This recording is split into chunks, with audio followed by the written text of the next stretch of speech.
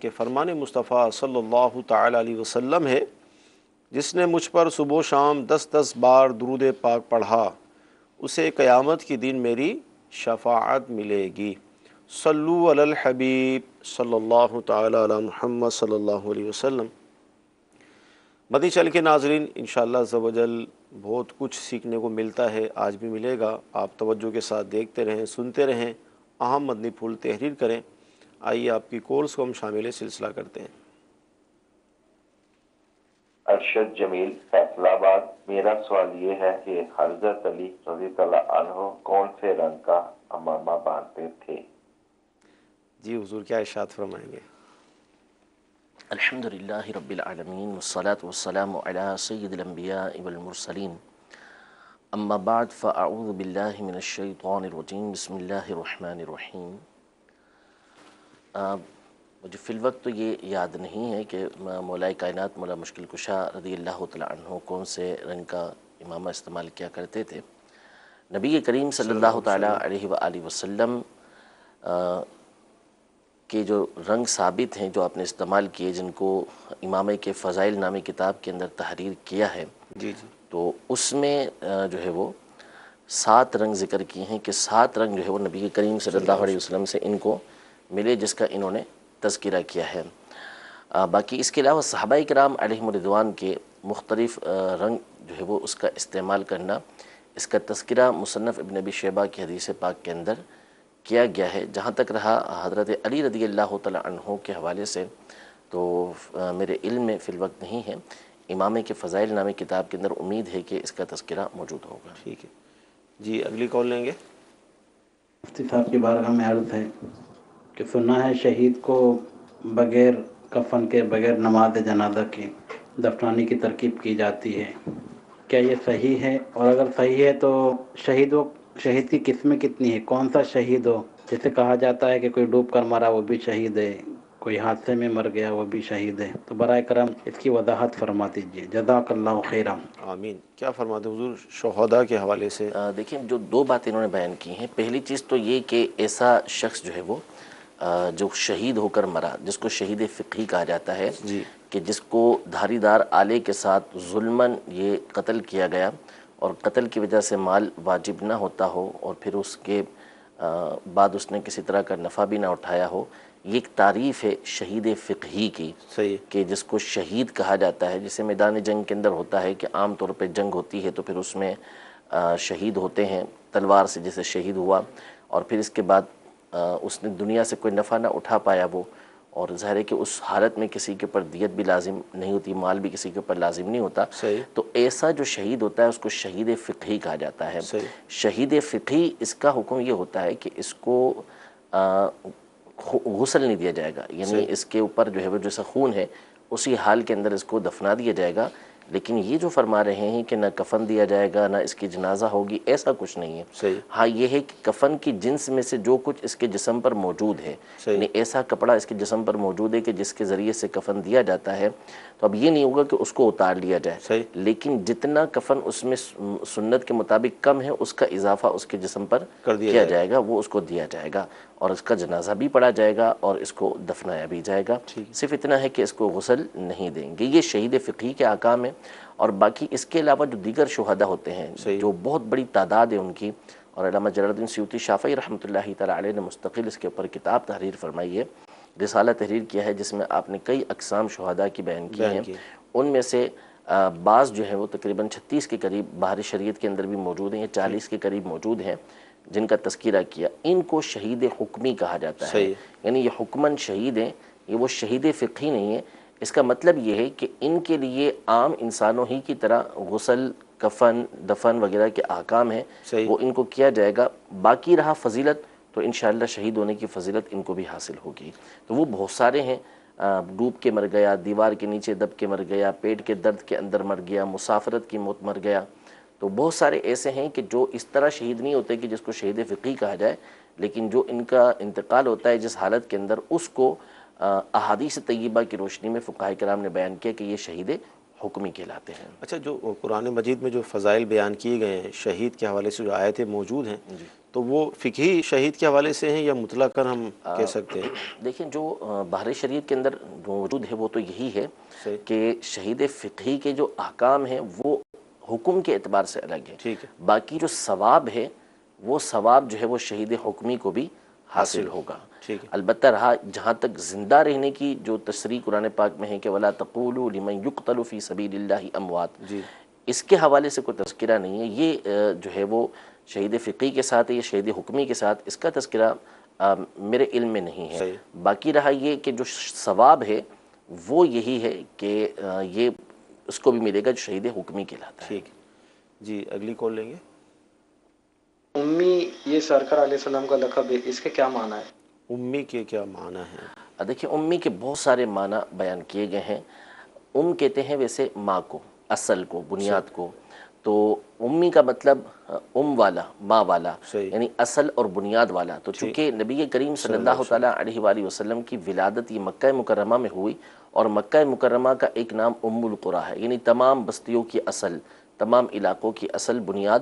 تو اس کی طرف نسبت کرتے ہوئے نبی کریم صلی اللہ علیہ وسلم کو امی کہا جاتا ہے۔ ایک معنی یہ بیان کیا گیا۔ دوسرا معنی امی کا یہ بیان کیا گیا کہ جس نے کسی سے پڑھا نہ ہو، جو کسی سے پڑھا نہیں اس کو امی کہا جاتا ہے۔ اب کسی سے پڑھا نہیں، اس میں علماء نے نبی کریم صلی اللہ تعالیٰ علیہ وآلہ وسلم کا یہ معجزہ بیان کیا ہے کہ دوسروں کے حق میں تو کسی سے نہ پڑھنا یہ عیب ہوتا ہے، ہم نے نہیں پڑھا، کسی اور نے نہیں پڑھا تو یہ عیب شمار ہوگا، لیکن نبی کریم صلی اللہ تعالیٰ علیہ وآلہ وسلم نے کسی سے نہیں پڑھا، یہ آپ کے حق میں معجزہ ہے، اس لیے کہ اللہ تبارک و تعالیٰ نے آپ کو قرآن مجید فرقان حمید عطا فرمانا تھا کہ جو ایک معجزہ ہے اور جس کے ذریعے سے تمام مخلوق نے عاجز آ جانا تھا۔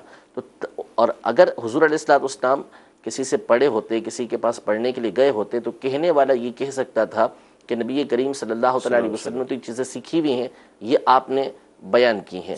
اگرچہ کہ اور ذریعوں سے بھی اس کا رد کیا جا سکتا تھا، لیکن اللہ تبارک و تعالیٰ نے نبی کریم صلی اللہ تعالیٰ علیہ وآلہ وسلم کی اس طرح حفاظت فرمائی کہ آپ پر کسی طرح کا اعتراض یہ ہو ہی نہ سکے، لہذا آپ نے کسی سے باقاعدہ پڑھا ہی نہیں، آپ کو جو کچھ سکھایا وہ اللہ تبارک و تعالیٰ نے سکھایا۔ لہذا جو قرآن مجید فرقان حمید آپ اللہ تبارک و تعالیٰ کی بارگاہ سے لے کر آئے، وہ ایک ایسا معجزہ قرار پایا کہ نبی کریم صلی اللہ تعالیٰ علیہ وآلہ وسلم باقاعدہ کسی سے پڑھنے کے لیے نہیں گئے، لیکن ایسا معجزہ لے کر آئے کہ جس کے اندر تمام کی تمام علوم موجود ہیں۔ تو نبی کریم صلی اللہ تعالیٰ علیہ وآلہ وسلم کو امی کہنے کی ایک وجہ یہ ہے کہ آپ نے کسی سے پڑھا نہیں، آپ کو براہ راست اللہ تبارک و تعالیٰ نے ہی تمام علوم عطا فرمائے۔ سبحان اللہ، کیا بات ہے ہمارے آقا علیہ الصلوۃ والسلام کی، اور ان کی عظمت و شان کے حوالے سے کچھ ابھی مفتی صاحب نے بیان فرمایا کہ امی کا جو یہ لقب ہے اس کی بنیادی وجہ کیا ہے، اس کو بیان کیا گیا۔ جی اگلی کال لیں گے ہم۔ میرا نام محمد علی خان ہے، لاہور سے بات کر رہا ہوں۔ میں دارالافتا سے یہ معلوم کرنا چاہ رہا تھا، بنو قریظہ، بنو قینقاع، بنو نذیر کے بارے میں عرض کر دیجیے کہ ان کے ساتھ کیا واقعہ ہوا تھا۔ جی یہ قبائل جو تھے، یہ اصل میں دیکھیں بنو قینقاع یا بنو نذیر، بنو قریظہ، ان کے ساتھ تو بہت سارے معاملات پیش آئے، صحیح، اور بنو نذیر، بنو قریظہ وغیرہ جو تھے ان پر تو باقاعدہ ان سے جہاد بھی ہوا، اور ان میں سے بعض کو جو ہے وہ اسی وقت مدینہ منورہ سے باہر کیا گیا، جلا وطن کیا گیا۔ تو یہ قبائل ہیں، ان کے ساتھ ایک تفصیل ہے کہ جو پیش آئی، پہلے ان کے ساتھ معاہدے بھی ہوتے رہے اور بہت سارے ان کے ساتھ جو ہے وہ تعلقات بھی رہے، پھر اس کے بعد ان کی طرف سے غدر ہوا جس کی بنیاد پر ان سے جو ہے وہ جہاد بھی کیا گیا۔ تو اب یہ اس حوالے سے کیا پوچھنا چاہ رہے ہیں وہ ارشاد فرمائے تو بیان کیا جا سکے گا۔ باقی رہے ان کے واقعات تو وہ بڑی تفصیلی واقعات ہیں جو سیرت کی کتابوں کے اندر موجود ہیں، تو آپ سیرت مصطفیٰ صلی اللہ تعالیٰ علیہ وسلم، حضرت عبد المصطفیٰ اعظمی رحمۃ اللہ تعالیٰ علیہ کی مطالعہ فرما لیں، اس کے اندر ان کی ڈیٹیل موجود ہے۔ مدنی چینل کے ناظرین، آپ کے SMS بھی ہمیں موصول ہو رہے ہیں، آئیے ان میں سے کچھ شامل کرتے ہیں۔ اچھا مفتی صاحب، یہ ارشاد فرمائیں کہ مساجد کے اندر جو پلاسٹک کی ٹوپیاں ہوتی ہیں انہیں پہن کر نماز پڑھنے کا کیا حکم ہے؟ دیکھیں، ایسی ٹوپیاں نہیں پہننی چاہیے، صحیح، اس لیے کہ اللہ تبارک و تعالیٰ کی بارگاہ میں جب بندہ حاضر ہو تو اچھے انداز میں حاضر ہونا چاہیے، اچھے لباس کے ساتھ حاضر ہونا چاہیے۔ فرمایا یا بنی آدم خذوا زینتکم عند کل مسجد، کہ اے بنی آدم ہر نماز کے وقت اپنی زینت کو اختیار کیا کرو۔ اب یہ جو ٹوپی مسجد کی عام طور پہ ہوتی ہے، جو اپنا پلاسٹک کی ٹوپی رکھی ہوتی ہے، یہ ایک ایسی ٹوپی ہوتی ہے کہ جس کو پہن کر بندہ کبھی کسی کے سامنے نہیں جا سکتا، کسی دعوت میں، کسی سرکاری عہدیدار کے سامنے بھی بندہ یا کسی معزز کے سامنے اس طرح بندہ نہیں جاتا۔ تو ایسی ٹوپی پہن کر وہ اللہ تبارک و تعالیٰ کی بارگاہ میں حاضر ہو رہا ہے، تو ٹوپی ایسی ہونی چاہیے کہ جو ایک اچھی ٹوپی ہو کہ جس کو پہن کر آپ باہر بھی جا سکتے ہیں، بڑے لوگوں کے سامنے جا سکتے ہیں جو دنیاوی اعتبار سے بڑے کہلاتے ہیں۔ اور مسجد کی ٹوپی عام طور پر ایسی ہوا نہیں کرتی، تو اس ٹوپی کی جگہ آپ اپنی جیب میں کوئی ٹوپی رکھ لیا کریں، جالی والی اچھی ٹوپی رکھ لیں۔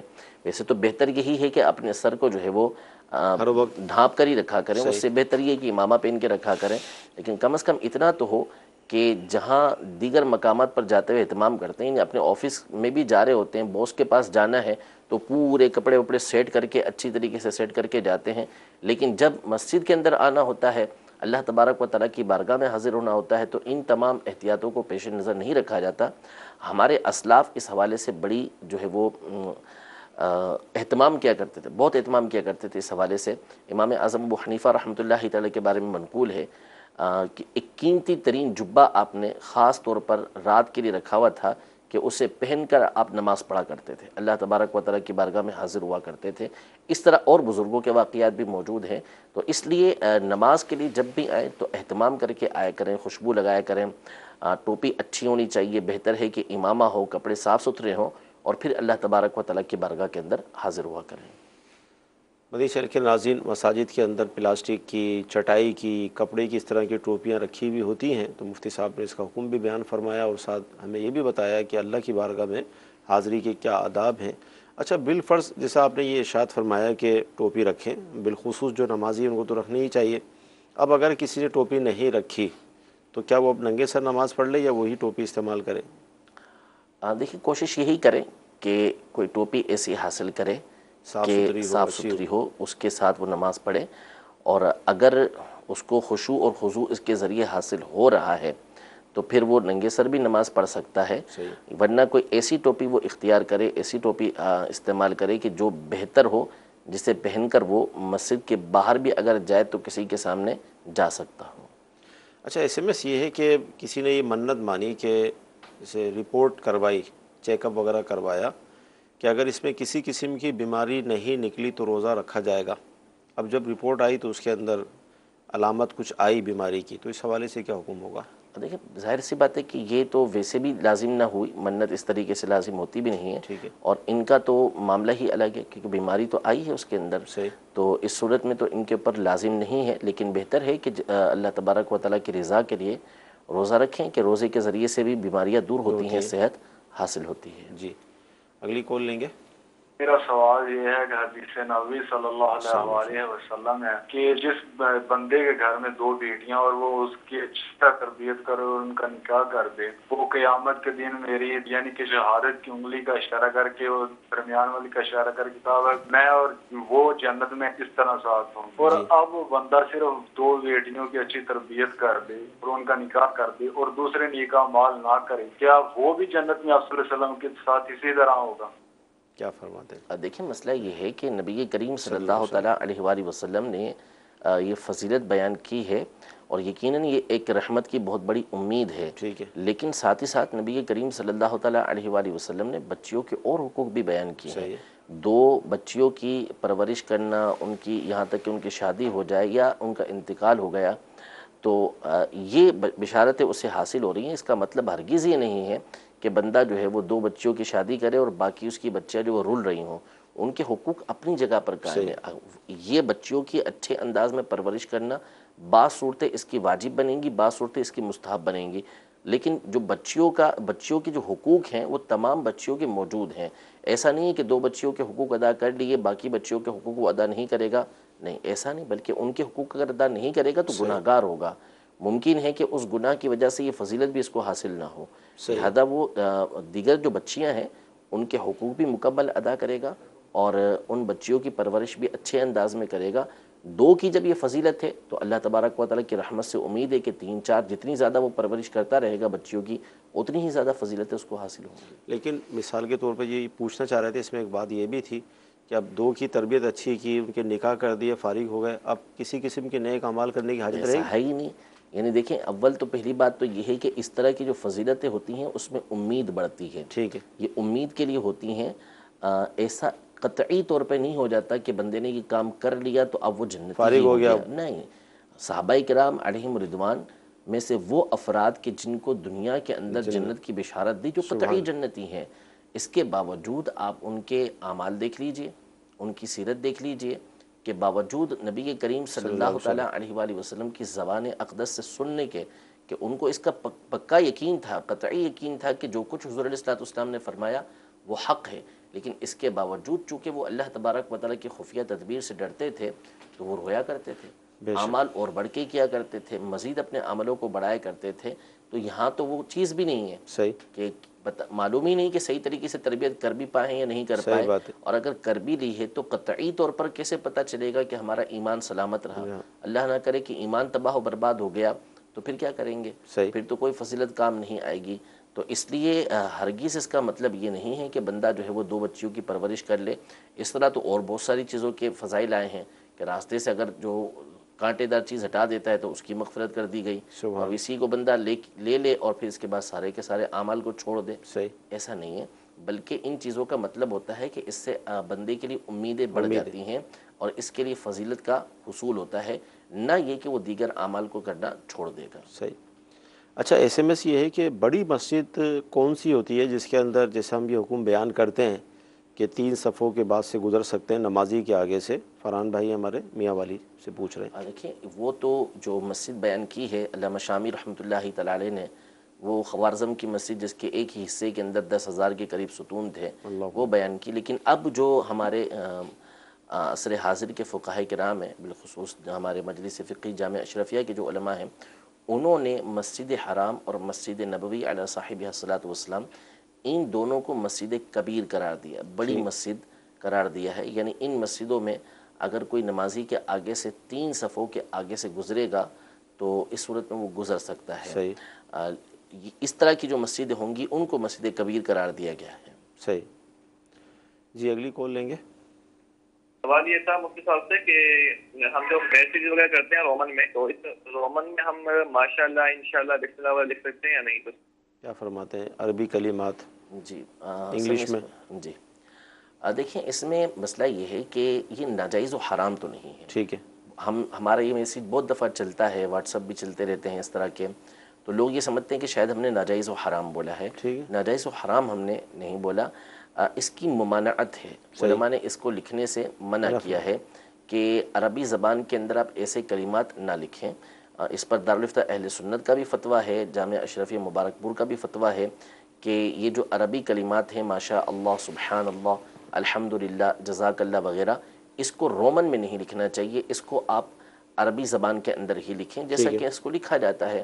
اور اگر بالفرض آپ کے موبائل کے اندر کی پیڈ نہیں ہے عربی اردو، تو اس صورت میں آپ ان کے جو معنی ہے وہ لکھ دیں. مثال کے طور پہ اللہ آپ کو خوش رکھے، اللہ تبارک و تعالیٰ آپ کو جزا عطا فرمائے، اللہ تعالیٰ آپ کو نظر بد سے محفوظ رکھے، یہ الفاظ بولتے ہیں. تمام تعریفیں اللہ تبارک و تعالیٰ اللہ تعالیٰ کے لیے ہیں، اللہ کریم کے لیے ہیں. اس طرح کے الفاظ وہ لکھ دیں، یہ الفاظ نہ لکھیں. اسی طرح السلام علیکم یہ بھی نہیں لکھنا چاہیے، اس کو بھی لکھنے سے علماء نے منع کیا ہے. سلام لکھنا ہی ہے آپ کو رومن کے اندر، یعنی آپ کے پاس اردو عربی کی بورڈ نہیں ہے کہ جس کے ذریعے سے آپ عربی میں السلام علیکم لکھ سکیں. تو اس صورت میں صرف لفظ سلام لکھیں، SALAAM، اتنا آپ لکھ دیں، پورا نہ لکھیں، کہ اس میں جو ہے وہ الفاظ کے تلفظ ٹوٹتے ہیں. یعنی بہت سارے الفاظ وہ ہیں، حروف وہ ہیں کہ جن کا انگلش کے اندر ادائیگی کے لیے کوئی لفظ موجود نہیں ہے، کوئی ورڈ اس کا موجود نہیں ہے. تو اس لیے علماء نے اس سے منع فرمایا. ٹھیک. جی اگلی کال لیں گے. میں قاسم اتاری بات کر رہا ہوں فیصل آباد سے. میرا مفتی صاحب سے یہ سوال ہے کہ میں جماعت کے ساتھ دوسری رکعت میں ملا اور میں نے غلطی کے ساتھ ثنا پڑھ دی، تو آیا کہ مجھ پر سجدہ صاحب لازم ہے یا نہیں؟ جی کیا فرماتے ہیں؟ جماعت میں شادی بھی لازم نہیں ہے، ثنا پڑھ لی ہے تو کوئی حرج نہیں ہے اس کے اندر. اب یہ جب نماز کی ابتدا کریں گے تو اس وقت ثنا نہیں پڑھیں گے، یعنی اپنی رکعت جب پڑھیں گے تو اس وقت ثنا سے نہیں پڑھیں گے، بسم اللہ الرحمن الرحیم پڑھیں گے اور وہیں سے سورہ فاتحہ کو شروع کر دیں گے. یعنی انہوں نے اپنی ثنا پڑھ لی ایڈوانس میں. لیکن ویسے مدی چل کے ناظرین اگر آپ ارشاد فرما دیں کہ ہمیں کرنا کیا چاہیے؟ دوسری رکعت میں ہم شامل ہوئے، امام صاحب کی قرات کریں؟ امام صاحب کی قرات کے وقت جی تو پڑھیں گے نہیں کسی صورت بھی، دوسری رکعت میں شامل ہوئے تو اب خاموش رہیں۔ ٹھیک ہے جی، اگلی کال۔ ناظم علی اطاری حافظ آباد سے عرض کر رہا ہوں، مفتی صاحب کی بارگاہ میں میرا یہ سوال ہے کہ اب جو آدمی عشاء کی نماز میں 4 سنت بھی چھوڑ دیتا ہے اور بیچ میں 2 نفل بھی چھوڑ دیتا ہے، ایسا کرنا کیسا، کیا اس کی نماز ہو جائے گی؟ جس کی عادت ہی بن جائے 9 رکعتیں پڑھنے کی، کیا فرمائیں گے؟ اچھی بات نہیں ہے صحیح کہ اس طریقے سے جو سنت غیر مؤکدہ اور نوافل وغیرہ کو چھوڑا جائے۔ سنت غیر مؤکدہ پڑھنے کی بھی عادت بنانی چاہیے، نوافل پڑھنے کی بھی عادت بنانی چاہیے، اس لیے کہ یہ جو سنت غیر مؤکدہ نوافل وغیرہ ہیں یہ ہمارے فرائض واجبات سنت مؤکدہ کی محافظ ہیں۔ ٹھیک ہے، یعنی یہ ایک قلعے کی، ایک فصیل کی حیثیت رکھتے ہیں کہ اگر کسی وقت ایسا ہو کہ بندے کے اوپر شیطان حملہ کرتا ہے کہ اس سے فرض چھڑوانا چاہتا ہے، تو اگر وہ سنت غیر مؤکدہ کا عادی ہوگا، نوافل کا عادی ہوگا، تو اس صورت میں شیطان کو بڑی دیر لگے گی۔ صحیح، یعنی پہلے وہ کوشش یہ کرے گا کہ اس سے سنت غیر مؤکدہ چھڑوائے، کیونکہ جو سنت غیر مؤکدہ پڑھتا ہے وہ فرض تو چھوڑے گا نہیں، وہ صحیح، واجب تو چھوڑے گا نہیں، سنت مؤکدہ کو تو چھوڑے گا نہیں، لہذا وہ کوشش یہ کرے گا کہ اس سے سنت غیر مؤکدہ چھڑوائے، پھر نوافل چھڑوائے، پھر سنت مؤکدہ چھڑوائے، پھر اس کے بعد جو ہے وہ اس سے واجبات چھڑوائے، فرض چھڑوائے، یہ کوشش ہوگی۔ تو اب اتنا لمبا اس کو ٹائم لگے گا، یہ انسان کے بچاؤ کا ایک ذریعہ بنتی ہیں، اور علماء نے باقاعدہ لکھا کتابوں کے اندر کہ یہ جو نوافل مستحبات وغیرہ ہوتے ہیں یہ ہمارے لیے قلعے کی حیثیت رکھتے ہیں کہ ہمارے فرائض وغیرہ کو بچاتے ہیں، تو ایسا نہیں کرنا چاہیے۔ ویسے بھی ان کے اندر بڑی فضیلت اللہ تبارک و تعالی نے رکھی ہے اور احادیث طیبہ میں ان کے فضائل بیان ہوئے ہیں، لہذا ان کو پڑھنے کی عادت بنانی چاہیے، اور بالخصوص جو ہے اس طریقے سے عادت بنا لینا کہ سرے سے پڑھنا ہی نہ، ہم چھوڑ ہی دینا، یہ مناسب نہیں۔ صحیح۔ اچھا، بعض اوقات یہ کہہ دیا جاتا ہے کہ بھئی گناہ تھوڑی مل رہا ہے، تو یہ جملہ جو ہم بولتے ہیں گناہ تھوڑی ہے؟ دیکھیں اہل جنت جب جنت کے اندر چلے جائیں گے تو اس وقت ان کو جو سب سے بڑی حسرت ہوگی وہ یہی ہوگی کہ دنیا کے اندر جو ہمیں نیک اعمال کرنے کا موقع ملا تھا، جو وقت ہمارا ضائع ہو گیا، کاش ہم اس وقت کے اندر کوئی نیک عمل کر لیتے، یہ حسرت ہوگی۔ باقی جنت کے اندر کوئی حسرت نہیں ہے۔ جب وہ مقام و مرتبے دیکھیں گے کہ یہ کام کرنے کی وجہ سے فلاں کو ایسا مقام و مرتبہ ملا ہے، تو پھر دل میں یہ حسرت پیدا ہوگی کہ کاش ہم نے دنیا کے اندر یہ کام کر لیا ہوتا تو پھر ہمیں بھی یہ مقام ملتا، اگرچہ کہ وہاں پہ کوئی غم نہیں ہے لیکن یہ حسرت بندے کی وہاں پر پیدا ہوگی۔ تو اس طرح گناہ تو واقعی نہیں ہے لیکن ثواب تو ہے نا۔ اگر ہمیں کسی ایسے مقام سے کوئی فائدہ حاصل ہو رہا ہے جہاں نقصان نہیں ہے، تو کوئی یہ تھوڑی کرتا ہے کہ دنیا کے اندر کوئی نفع والی چیز مل رہی ہوتی ہے تو اس کو اس لیے چھوڑ دے کہ اس میں نقصان تو نہیں ہو رہا نا، مجھے نفع ہی مل رہا ہے نا۔ کبھی ایسا نہیں ہوگا، وہ نفع لے گا ہی لے گا، وہ یہ نہیں کہے گا کہ یہاں مجھے نقصان پہنچ رہا ہے تو کوئی نقصان نہیں پہنچ رہا تو چلو ٹھیک ہے میں یہ کام نہیں کرتا۔ جب دیکھ رہا ہے کہ مجھے دنیاوی اعتبار سے فائدہ ملتا ہے، کچھ پیسے اس کے اندر زائد مل جاتے ہیں، تو وہ اسی کے پاس جاتا ہے، وہی چیز لینے کی کوشش کرتا ہے۔ تو اسی طرح آخرت کے معاملے میں سوچنا چاہیے کہ اگرچہ کہ یہاں پہ گناہ نہیں ہے لیکن نقصان یہ بھی تو دیکھیں کہ آپ کو جو مقام و مرتبہ ملنا تھا، جو جنت کی نعمتیں ملنی تھی، اجر ملنا تھا، وہ تو نقصان ہوا نا، وہ تو رہ گیا۔ 2 SMS ہم ملا کر شامل کر رہے ہیں عقیقے کے حوالے سے۔ ایک تو یہ کہ عقیقے کا جو بکرا ہے وہ مدرسے میں دے سکتے ہیں، اور ساتھ ہی یہ کہ یہ جو عقیقے کا جانور ہے اس کے ذریعے گھر میں ہم کسی دعوت کے اندر اس کے گوشت کو استعمال کر سکتے ہیں۔ جی بالکل، عقیقے کے جانور کا حکم جو ہے وہ قربانی کے جانور ہی کی طرح ہوتا ہے۔ تو اب اگر اس کو عقیقے کے جانور کو ذبح کیا، اس کا گوشت مدرسے کے اندر دے دیا تو بھی جائز ہے، اور اس کا گوشت جو ہے وہ گھر ہی میں اس کی دعوت کر لی تو بھی جائز ہے، اس میں کوئی حرج نہیں ہے۔ اور اگر عقیقے کا جانور پورے کا پورا مدرسے کے اندر دے رہے ہیں تو اس میں بھی حرج نہیں ہے، لیکن ان کو بتا دیں تاکہ وہ عقیقے کی نیت سے اس کو ذبح کر لیں، اور عقیقے کی جو فضیلت ہے وہ آپ کے بچے کو حاصل ہو جائے، یعنی اس کے اوپر جو مصیبتیں ہیں، بلائیں ہیں، وہ اس سے دور ہو جائیں۔ مدنی چینل کے ناظرین، اللہ تعالیٰ کی رحمت سے دعوت اسلامی کے تحت سینکڑوں جامعۃ المدینہ ہیں جس میں رہائشی طلباء کرام ہوتے ہیں اور ان کو 3 وقت کا کھانا بھی پیش کیا جاتا ہے۔ تو اس طرح کے جو نفلی صدقات ہیں، عقیقے کے جانور ہیں، بکرے وغیرہ ہیں، یہ سب لیے بھی جاتے ہیں۔ تو آپ جس شہر میں رہتے ہیں قریبی جامعۃ المدینہ میں رابطہ کر کے آپ یہ ترکیب بھی بنا سکتے ہیں۔ اچھا، 10 سال کی جو بچی ہے مفتی صاحب، وہ عمرے پر جا سکتی ہیں؟ بالکل جا سکتی ہے، لیکن ظاہر ہے کہ جو جائے گی تو وہ کسی نہ کسی بڑے کے ساتھ ہی جائے گی۔ تو اگر اس کے والد ہیں، اس کے بھائی ہیں، یعنی لے جانا چاہتے ہیں اس کے گھر والے اس کو تو لے جا سکتے ہیں. ہاں اگر یہ بالغہ ہو چکی ہے صحیح. تو پھر اس صورت میں ظاہر ہے کہ اس کے اپنے محرم ہونا یہ ضروری ہے. جی اگلی کال لیں گے. میرا سوال یہ ہے کہ نماز عشاء میں وطر کے دوران ہاتھ اٹھانا ضروری ہے؟ اگر ہاتھ نہ اٹھائے تو نماز جیسی. جی وطر کے دوران ہاتھ اٹھانا وطر کے تکبیر قنوت. جی عرض کر رہا ہوں وطر میں جو ہاتھ اٹھانا ہے یہ سنت مبارکہ ہے کہ ہاتھ اٹھائے جائیں. البتہ لفظ اللہ اکبر کہنا یہ واجب ہے اور اسی طرح دعائے قنوت مطلقاً پڑھنا یہ واجب ہے. تو اگر کسی نے ہاتھ نہیں اٹھائے ویسے ہی اللہ اکبر کہہ کے اس نے دعائے قنوت پڑھ لی تو اس صورت میں اس کی نماز ہو جائے گی. ہاں جو معروف دعائے قنوت ہے وہ پڑھنا سنت مبارکہ ہے. اس کے علاوہ اگر کوئی اور دعا پڑھ لی جیسے اللہم ربنا آتنا فی الدنیا حسنہ یہ والی پوری پڑھ لی تو اس صورت میں اس کی دعا تو ادا ہو جائے گی. لیکن سنت یہی ہے کہ جو معروف دعائے قنوت ہے اسی کو پڑھا جائے اسی کو یاد کیا جائے. تو ہاتھ اٹھانا یہ سنت مبارکہ ہے. اگر اس کو کسی نے چھوڑ دیا ہاتھ نہیں اٹھائے تو نماز اس کی ہو جائے گی البتہ سنت اس کی رہ جائے گی. جی اگلی کال. 62 سال عمر ہے اور میں بیمار بھی ہوں تقریباً 2 سال سے. مجھے سورائسس کی بیماری ہے تو مجھ سے نماز نہیں ہوتی اب پڑھی جاتی مجھ سے. اب مجھے کیا کرنا چاہیے اور میرے لیے دعا بھی فرما دے. اللہ تعالیٰ آپ کو شفا عطا فرمائے. آمین. اللہ تبارک و تعالیٰ ان کو شفاء کاملہ عاجلہ عطا فرمائے. بیماری میں سمجھا نہیں کس چیز کی بیماری کہی ہے انہوں نے؟ بتائیں گے کیا کس طرح کی بیماری انہوں نے بتائی ہے؟ بتایا نہیں بیماری کا. اچھا بہرحال نماز پڑھنا تو دیکھیں یہ ضروری ہے. نماز تو بندے کے اوپر فرض ہے وہ کسی صورت معاف نہیں ہوتی. کھڑے ہو کر پڑھنے کی ہمت نہیں ہے تو بیٹھ کر پڑھنا ہوگی. بیٹھ کر نہیں پڑھ سکتے تو لیٹ کر نہیں پڑھ سکتے تو اشاروں سے پڑھنا ہوگی. تو نماز تو بہرحال نہیں چھوڑ سکتے. اب اپنی کنڈیشن آپ دیکھ لیں. اگر تو آپ کھڑے ہو کے پڑھ سکتے ہیں یعنی اتنی آپ کے اندر قدرت ہے کہ آپ قیام کر سکتے ہیں تو آپ کو کھڑے ہو کر پڑھنا پڑے گی. اور اگر آپ کھڑے ہو کے نہیں پڑھ سکتے تو اگر اتنی قدرت ہے آپ کے اندر بھی فرض واجب اور سنت فجر ان کے اندر قیام فرض ہوا کرتا ہے تو اس کے لیے کھڑا ہونا یہ ضروری ہے. لیکن اگر اتنی قدرت بھی نہیں ہے کہ کسی کے سہارے سے دیوار کا سہارا لے کر کھڑے ہو سکیں تو پھر اس صورت میں ان کو اجازت ہوگی کہ یہ بیٹھ کے نماز پڑھ سکتے ہیں. اسی طرح سجدے پر قادر نہیں ہے سجدہ نہیں کر سکتے تو پھر اس صورت میں بھی قیام ان کے اوپر یہ لازم نہیں رہے گا. قیام بھی ان کے اوپر سے ساقط ہو جائے گا. پھر بیٹھ کے نماز ادا کر سکتے ہیں.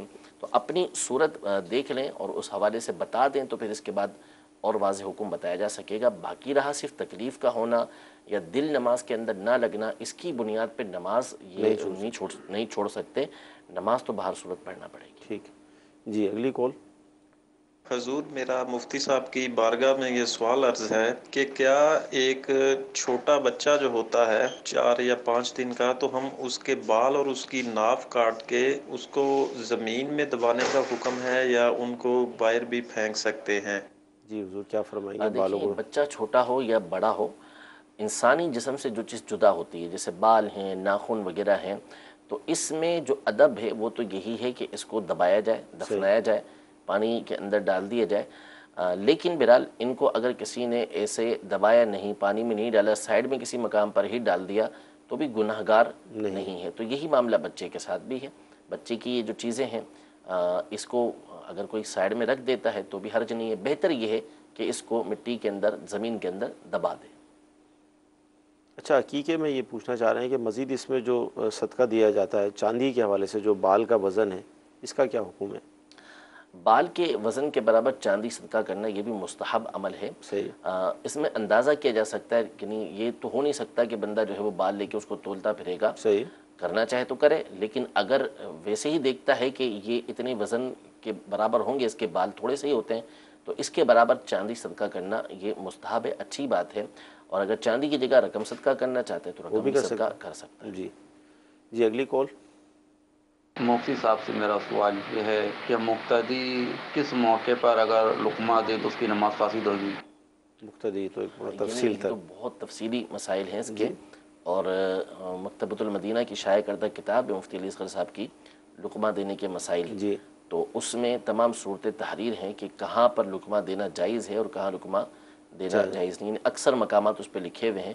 تو بے محل موقع کہ جہاں پہ موقع نہیں ہے ایسے محل پہ جو لقمہ دے دیتے ہیں وہاں پہ لقمہ دینے کی صورت میں نماز یہ اگر جس نے دیا ہے اس کی تو گئی اور اگر امام نے اس کا لقمہ لے لیا تو امام کی بھی گئی اور امام کے پیچھے جتنے لوگ پڑھ رہے ہیں ان کی بھی گئی. یہاں پر میں بنیادی اعتبار سے एक दो बातें अर्ज़ कर देता हूँ कि जो आम तौर पे पेश आती हैं। नंबर एक तो ये उमूमी तौर पे होता है कि इमाम साहिब अगर क़ादा ऊला भूल गए, यानी फ़र्ज़ पढ़ा रहे हैं और क़ादा ऊला छोड़ के सीधे खड़े हो गए तीसरी रकात के लिए, तो इसमें 3 सूरतें बनती हैं।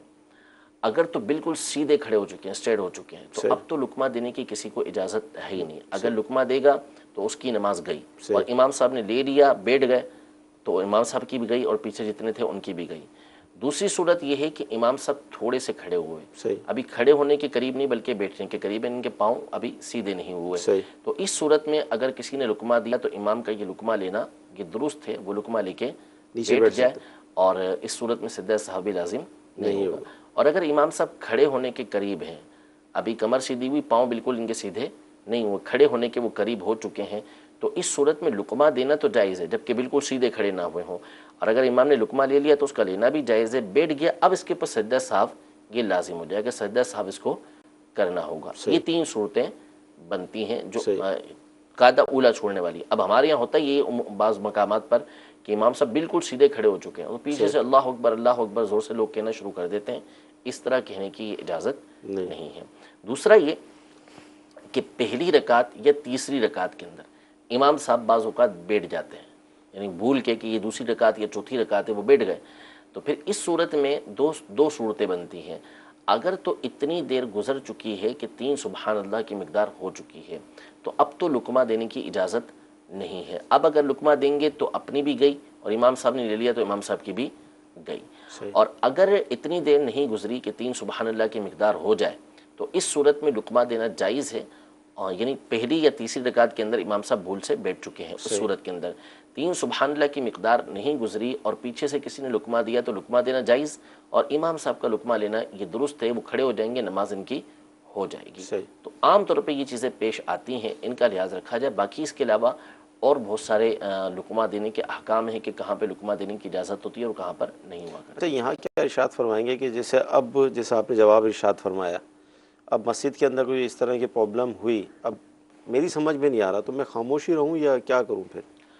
देखिए, अगर सभी खामोश रहते हैं बिलफर्ज, अगर यानी तीसरे रकात के लिए खड़े हो गए जैसे, तो इसमें तो खामोशी रहेंगे नहीं, यहाँ तो लुकमा देने की इजाज़त ही नहीं। जैसे अब हमें समझ नहीं पड़ रही ना लुकमा कहाँ देना है। जैसे आपने अहकाम तो बयान कर दी, लेकिन मुतलकन ये पूछ रहा हूँ कि बाज़ औक़ात देखिए इसमें तो अलग अलग सूरतें बनती हैं ना। बाज़ मकामात वो होते हैं कि जहाँ पर इमाम की इक्तिदा ये ज़रूरी हुआ करती है, तो वहाँ तो इमाम की इक्तिदा करेगा, और बाज़ मकाम वो होते हैं जहाँ पर वो इक्तिदा नहीं करेगा। सही, तो अलग अलग अहकाम होते हैं, ये तो सीखना पड़ेगा। ठीक है। मदीना चैनल के नाज़रीन, सिलसिला हुआ, अल्लाह ताला की रहमत से बहुत सारे मसाइल हमने सुने, सीखे, समझे, मुफ्ती साहब ने खोल कर उनको बयान भी किया, मज़ीद वज़ाहतें भी की। अल्हम्दुलिल्लाह ये इन सिलसिलों की बरकत है कि बतदरीज हमारे इल्म में इजाफ़ा होता है। कल जुमेरात है, असर की नमाज के बाद इंशाअल्लाह अज़्ज़ व जल फिर सिलसिला लेकर हाज़िर होंगे। आप देखते रहें, अपने इल्म में इजाफ़ा करते रहें, SMS भी भेजें, कॉल्स भी करें, इंशाअल्लाह मुमकिन सूरत में उसको शामिल भी किया जाता है।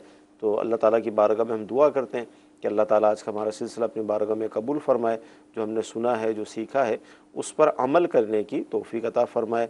आमीन। सल्लु अलल हबीब सल्लल्लाहु तआला अला मुहम्मद।